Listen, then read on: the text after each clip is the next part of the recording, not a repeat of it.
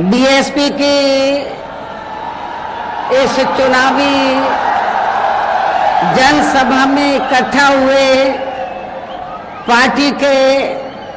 सभी छोटे बड़े पदाधिकारी एवं कार्यकर्तागण, आज आप लोग देश में व यहाँ आपके उत्तर प्रदेश स्टेट में भी लोकसभा के लिए हो रहे आम चुनाव में अपनी पार्टी के उम्मीदवारों के समर्थन में मुझे सुनने के लिए यहाँ इकट्ठा हुए हैं, तो उसके लिए मैं आप सभी लोगों का हार्दिक दिल से आभार प्रकट करती हूँ। वैसे आप लोगों को ये मालूम है कि हमारी पार्टी कांग्रेस, बीजेपी व अन्य किसी भी विरोधी पार्टी तथा गठबंधन आदि के साथ मिलकर नहीं, बल्कि अकेले ही अपनी पार्टी के बलबूते पर पूरी तैयारी व दमदारी के साथ ये चुनाव लड़ रही है। इसके साथ ही हमने टिकट बंटवारे के मामले में भी यहाँ सर्व समाज के लोगों को उचित भागीदारी दी है, जिनको कामयाब बनाने के लिए अपनी पार्टी के लोग पूरे जी जान से लगे हैं। इस संबंध में यहाँ मैं ये भी कहना चाहूंगी कि हमारी पार्टी ने इस चुनाव में भी सर्व समाज के लोगों को टिकट बंटवारे के मामले में या देने के मामले में हमने उचित भागीदारी दी है। खासकर जो दलित वर्ग के लोग हैं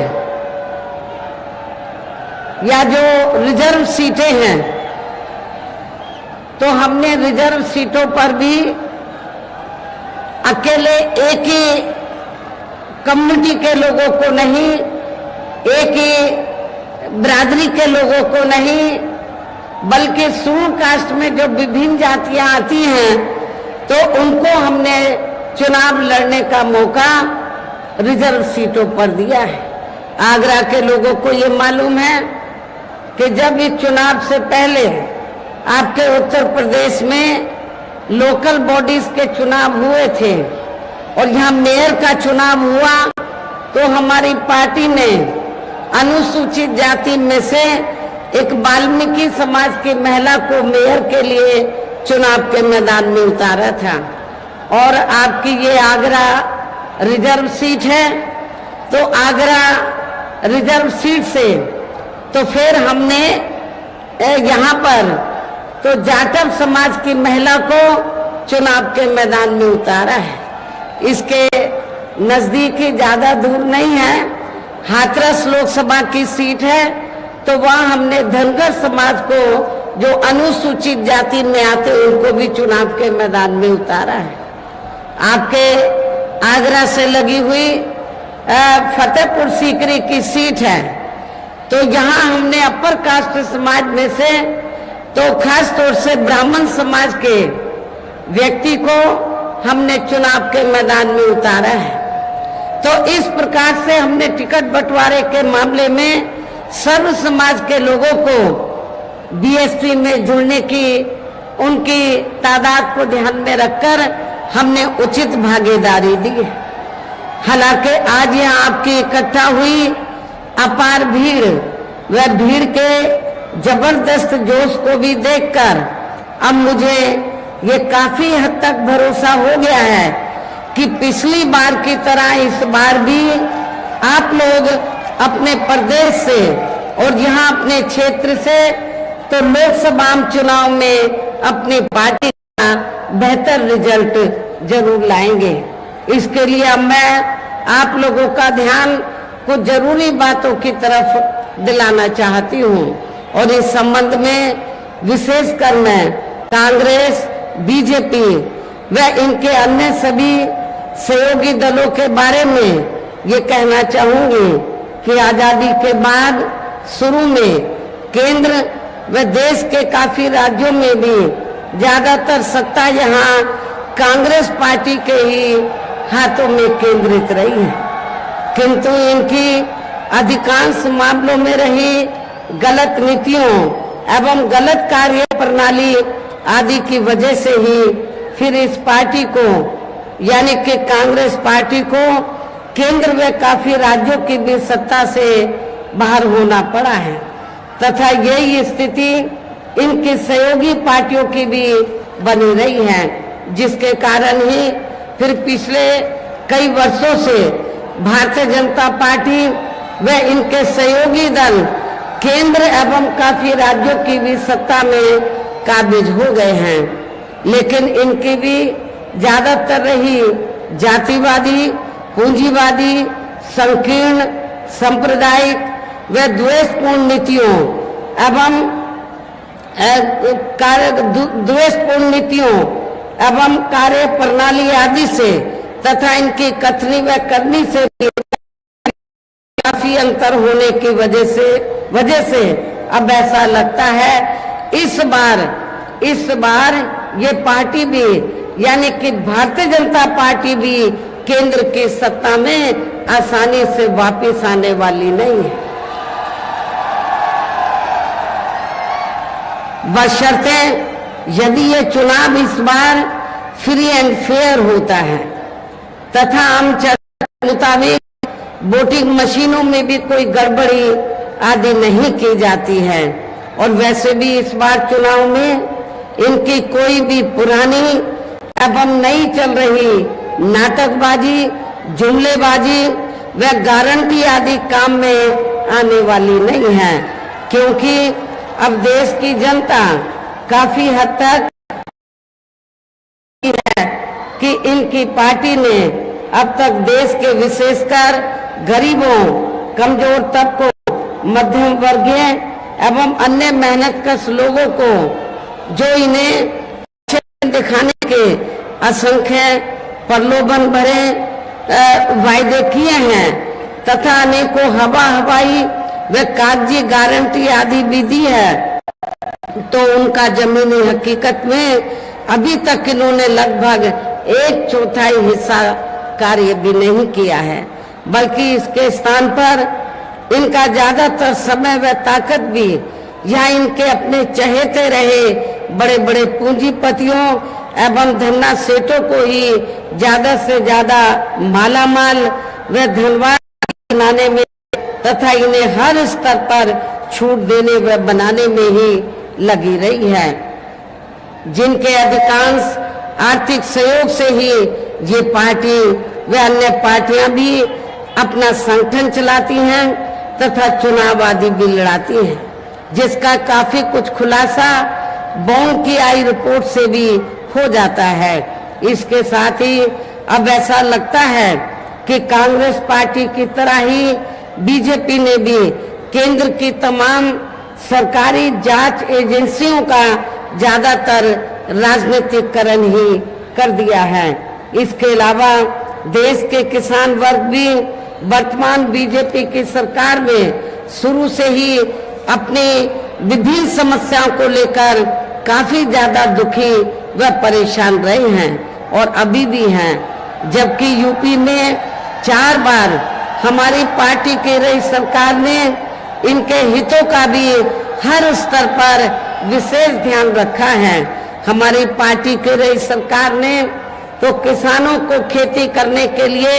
समय पर इनको सस्ते साधन उपलब्ध कराए और इसके साथ ही तो इनकी फसल का भी हमारी सरकार ने उचित दाम दिया है, जो अब आपको ना तो यूपी की सरकार में ना केंद्र की सरकार में नेशनल लेवल पर किसानों को ये सब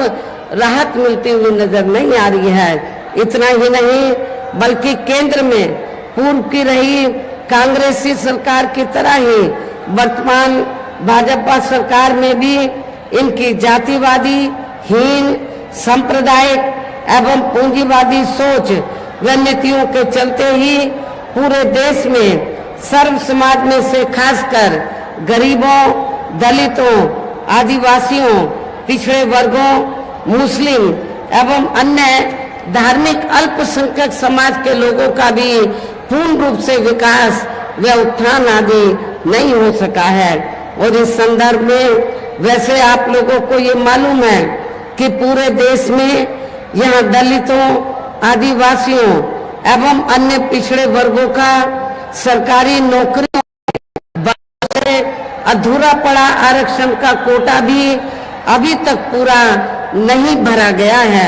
विशेषकर एससी व एसटी वर्गों के सरकारी कर्मचारियों का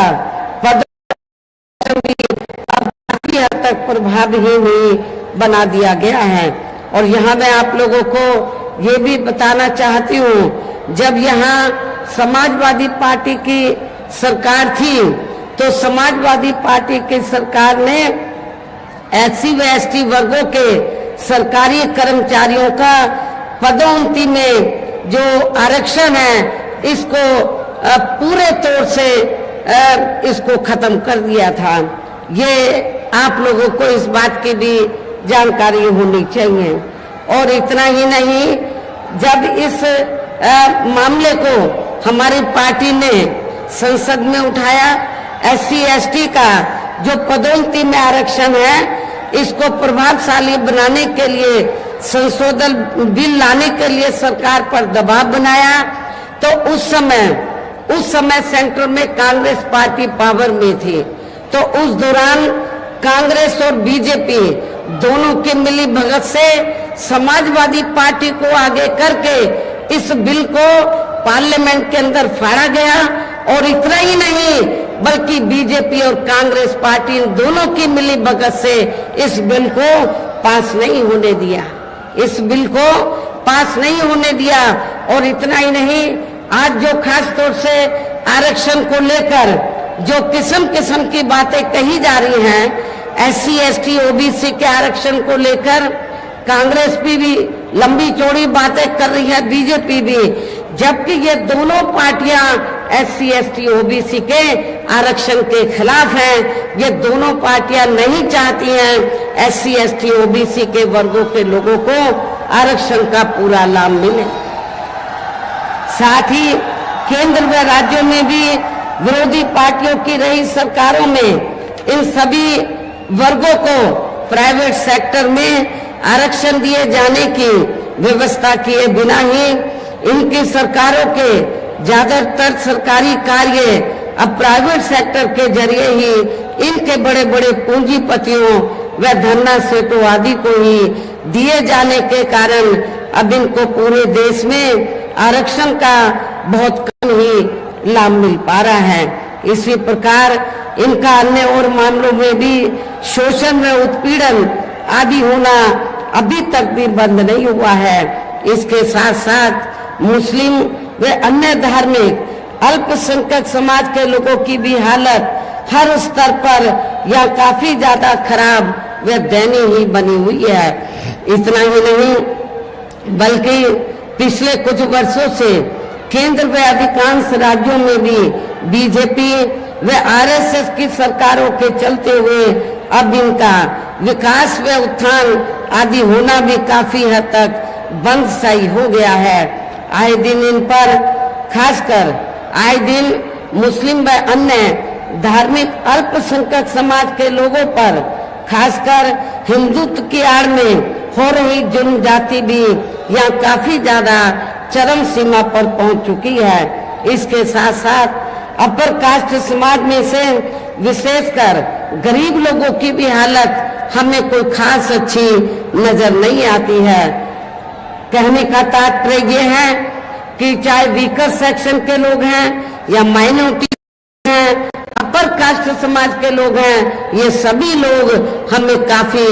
दुखी व परेशान नजर आते हैं। हर मामले में व हर स्तर पर हमें काफी दुखी व परेशान नजर आते हैं। इनकी गलत कृषि नीतियों के कारण किसान वर्ग भी आए दिन आंदोलित रहता है। साथ ही इनकी गलत आर्थिक नीतियों की वजह से देश की अर्थव्यवस्था पर भी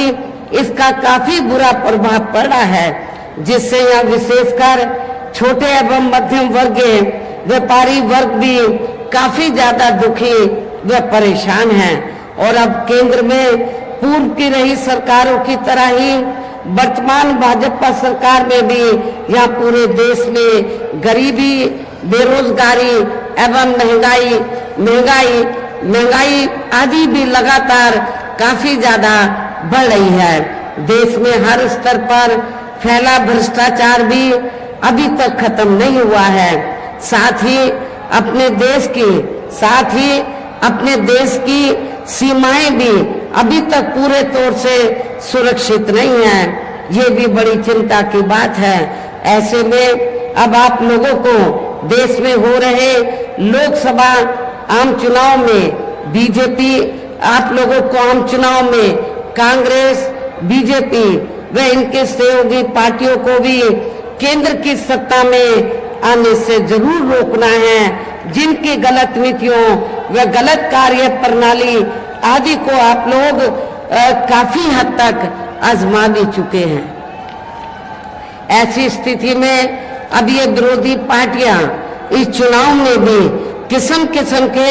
साम दाम दंड भेद आदि अनेकों हथकंडे इस्तेमाल करके केंद्र की सत्ता में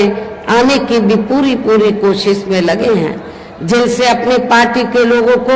हर स्तर पर काफी ज्यादा सावधान रहना है। और इस मामले में विरोधी पार्टियां अपने अपने पक्ष में हवा बनाने के लिए खासकर मीडिया,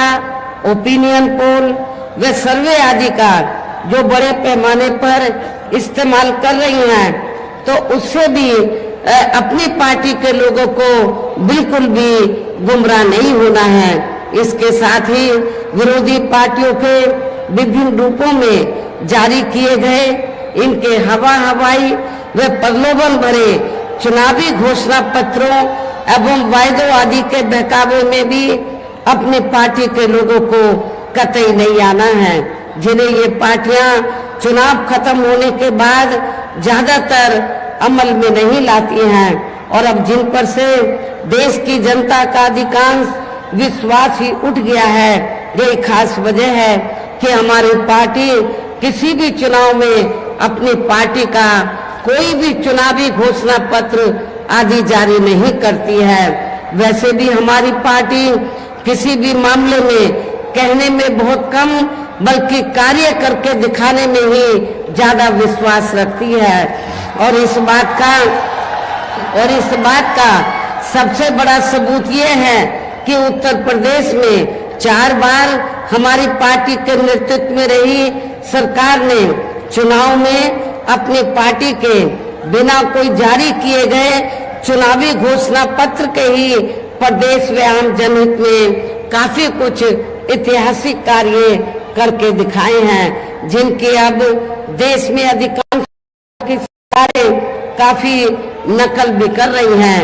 जबकि इस मामले में हमारी पार्टी का ये कहना है कि यदि इन पार्टियों के स्थान पर केंद्र में हमें अपनी पार्टी की सरकार बनाने का मौका मिलता है, तो तब फिर हमारी पार्टी की बनी सरकार केंद्र में यहाँ अब तक रही सभी विरोधी पार्टियों की सरकारों की तरह केवल हवाई व कागजी कार्य आदि नहीं करेगी, बल्कि उत्तर प्रदेश की तरह ही जमीनी हकीकत में ठोस कार्य करके दिखाएगी। और इस संदर्भ में खासकर मैं ये कहना चाहूंगी, केंद्र द्वारा देश में पिछले कुछ समय से अधिक गरीब परिवारों को अस्थायी तौर पर फ्री में जो थोड़ी सी खाद्य सामग्री दी जा रही है, तो उससे इनका स्थायी तौर पर भला होने वाला नहीं है। और आप लोगों को ये मालूम है कि जब यहाँ असेंबली का चुनाव हुआ, तो असेंबली के चुनाव में भी और अब लोकसभा चुनाव में भी पूरे देश के अंदर तो जो सर्व समाज में से जो गरीब लोग हैं, जिनको इन्होंने फ्री में थोड़ा राशन आदि दिया है, खाद्य सामग्री आदि दी है, तो उसके एवज में तो ये इन्होंने असेंबली के चुनाव में भी लोगों को गुमराह करने के लिए और अब लोकसभा चुनाव में भी तो बीजेपी और आरएसएस के लोग तो अपने कंधे पे थैला टांग कर तो गांव-गांव में घूम रहे हैं और क्या कह रहे हैं कि देखो श्री नरेंद्र मोदी जी ने तो आपको फ्री में राशन दिया है, तो आपके ऊपर मोदी जी का बहुत कर्ज है, तो आप कर्ज के रूप में तो आप ये जो कर्ज है तो इस चुनाव में आपको अदा करना है, वोट के रूप में बीजेपी को वोट देकर आपको ये कर्ज अपना अदा करना है। लेकिन मैं अपने ऐसे सभी लोगों को, गरीब लोगों को ये कहना चाहती हूँ कि वर्तमान में केंद्र की जो भाजपा सरकार ने जो गरीब लोगों को थोड़ा जो फ्री में राशन आदि दिया है, तो ये कोई बीजेपी ने अपनी जेब से नहीं दिया है, श्री नरेंद्र मोदी जी ने अपनी जेब से नहीं दिया है, बल्कि आप लोग जो यूपी गवर्नमेंट को या केंद्र की सरकार को जो भी टैक्स देते हैं, उस टैक्स के पैसे से, टैक्स तो आपका है, टैक्स जनता देती है, तो जो पैसा आप लोग टैक्स के रूप में देते हैं उस पैसे से ये राशन दिया जा रहा है। इसमें बीजेपी का कोई एहसान नहीं है और ना ही श्री नरेंद्र मोदी जी का, इनका कोई एहसान नहीं है, कोई कर्ज नहीं है। आप लोगों का ये पैसा है, आप लोगों ने टैक्स के रूप में इसको दिया, तो इसलिए आप लोगों को ये नहीं सोचना है कि हमने उनका नमक खाया है, ये नमक तो आप ही लोगों का है। आप लोगों ने टैक्स दिया, उससे आप लोगों को ये फ्री में राशन आदि दिया गया है, तो इनके बहकावे में आप लोगों को कतई भी नहीं आना है। ये भी मैं, और वैसे भी ये जो गरीब लोग हैं, वैसे भी इनकी ये जटिल समस्या देश में हर हाथ को काम देने से ही केवल दूर हो सकती है, जिसकी तरफ हमारी पार्टी की बनी सरकार विशेष ध्यान देगी। साथ ही देश में पिछले काफी वर्षों से आए दिन बढ़ रही गरीबी, बेरोजगारी व महंगाई आदि से भी जनता बहुत ज्यादा दुखी व परेशान है, जिसे भी आर्थिक नीतियों में तब्दीली करके जरूर दूर किया जाएगा। धर्म की भी आड़ में पिछले कुछ वर्षों से खासकर मुस्लिम समाज के लोगों का द्वेष की भावना से जो इनका काफी ज्यादा शोषण व उत्पीड़न आदि किया जा रहा है, तो उसे भी जरूर रोका जाएगा। और ये सब हमने अपनी यूपी की रही सरकार में करके भी दिखाया है। हमने उत्तर प्रदेश के अंदर कोई भी दंगा फसाद नहीं होने दिया है। इसके अलावा हमने यूपी में सर्व समाज में से गरीब एवं बेरोजगार लोगों को बेरोजगारी भत्ता आदि न देकर उन्हें बड़ी तादाद में रोटी रोजी के साधन भी उपलब्ध कराए हैं, जो अब ये कार्य भी अधिकांश ठंडे ही पड़े हैं, जिनको फिर सरकार बनने पर, केंद्र में सरकार बनने पर प्राथमिकता दी जाएगी। अर्थात देश में इस समय हो रहे लोकसभा चुनाव में विरोधी पार्टियों के जारी किए गए उनके हवाई व प्रलोभन भरे चुनावी घोषणा पत्रों आदि के बहकावे में अब यह खासकर देश के अति गरीबों, मजदूरों, बेरोजगारों एवं अन्य मेहनतकश लोगों को बिल्कुल भी नहीं आना है। और अब इन्हें ऐसी सभी विरोधी पार्टियों की हर हालत में, ऐसी सभी विरोधी पार्टियों को हर हालत में केंद्र की सत्ता में आने से जरूर रोकना है, जिनके कथने व करने में काफी अंतर रहा है तथा जिन्हें ये लोग वर्षों से आजमा भी चुके हैं। ऐसे में अब मेरा यही कहना है कि आप लोगों को अपने खुद के व अपने प्रदेश व क्षेत्र के तथा देश के भी हित में अपने वोटों को यहाँ कांग्रेस, बीजेपी व अन्य विरोधी पार्टियों को न देकर केवल अपनी एकमात्र हितैषी पार्टी बहुजन समाज पार्टी को ही देना है, जो ये पार्टी उत्तर प्रदेश की तरह ही केंद्र में भी अपनी पार्टी की सरकार बनने पर फिर पूरे देश में यह अपनी पार्टी की सर्वजन हिताय व सर्वजन सुखाय की नीतियों पर आधारित ही सरकार चलाएगी। इसके साथ साथ केंद्र से जुड़ी आपके क्षेत्र की जो भी यहाँ स्थानीय समस्याएं होंगी तो उन्हें भी फिर दूर करने का हर संभव पूरा प्रयास किया जाएगा। साथ ही यहाँ गरीबों, मजदूरों, बेरोजगारों, कर्मचारियों, किसानों, छोटे व्यापारियों एवं अन्य मेहनतकश लोगों के हितों का भी विशेष ध्यान रखा जाएगा। सर्व समाज में से खासकर दलितों, आदिवासियों, गरीबों, दलितों, आदिवासियों, पिछड़े वर्गों, मुस्लिम व अन्य धार्मिक अल्पसंख्यक समाज के लोगों के विकास एवं उत्थान के साथ साथ हर स्तर पर इनकी सुरक्षा आदि के लिए भी सख्त कदम उठाए जाएंगे। और तभी फिर यहाँ वास्तव में अपने देश के महान संतों, गुरुओं व महापुरुषों में भी विशेषकर महात्मा ज्योतिबा फूले, छत्रपति शाहू जी महाराज, श्री नारायणा गुरु, बाबा साहब डॉक्टर भीमराव अंबेडकर एवं मान्यवर श्री काशीराम जी आदि का अधूरा सपना जरूर साकार हो सकता है, जिनको यूपी में हमारी पार्टी की रही सरकार द्वारा हर स्तर पर पूरा आदर सम्मान दिया गया है। इन्हीं खास बातों के साथ ही अब मेरा देश व आपके स्टेट के भी हित में, आपके क्षेत्र के भी हित में यही कहना है कि हमारी पार्टी ने यहाँ जिनको भी चुनाव के मैदान में उतारा है, जो आपके सामने या मंच पर भी मौजूद हैं, तो उन्हें आपको जरूर कामयाब बनाना है, जिसके लिए यह पार्टी के सभी स्तर के छोटे बड़े पदाधिकारी एवं कार्यकर्तागण आदि पूरे जी जान से लगे हैं। और अब अंत में